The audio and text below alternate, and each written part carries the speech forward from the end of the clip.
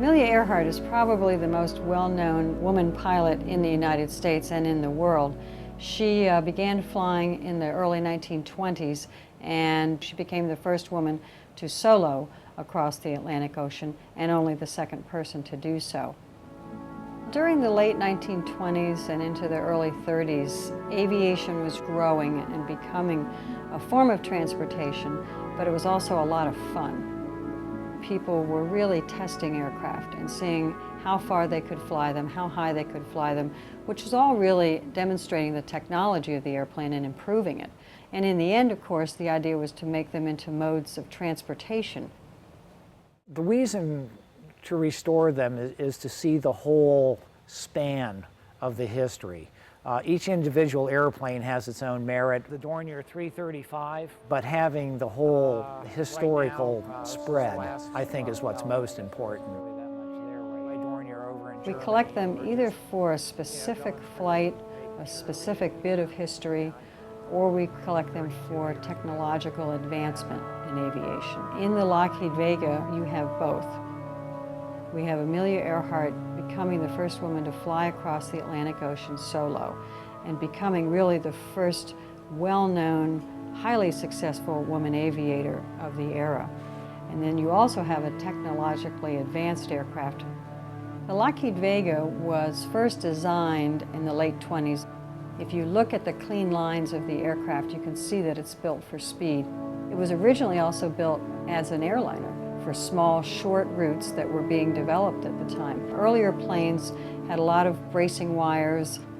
The engines are out in the open, and there's a lot of drag if you look at earlier aircraft.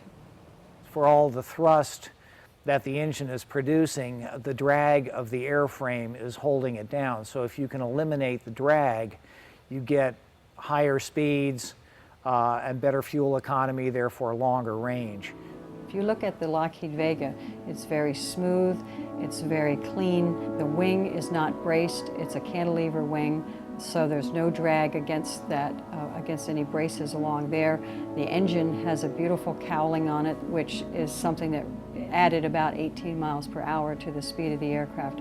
Anything that covers and streamlines the airflow around different parts of the aircraft will make the aircraft faster for both racing and for passenger flight. Each individual airplane kind of stands alone as a representative of its time period, and the Vegas and those types of airplanes were an advance in technology.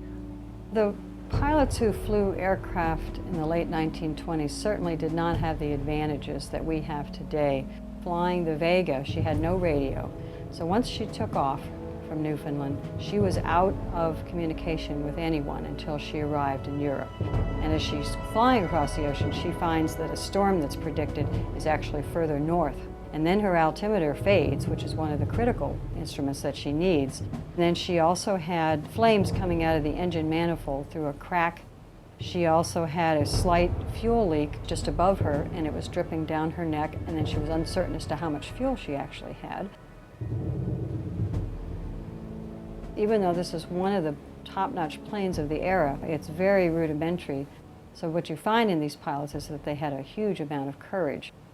We really need to look at the incredible impact that aircraft and air travel have had on the world today. You can get to anywhere in the world in a day today when it used to take weeks or months or don't even bother going. The evolution of flight changed the world so dramatically in such a short period of time. The great inspiration with Amelia was her courage in facing a lot of difficulties. For a woman in aviation at that time period, there were not a lot of opportunities.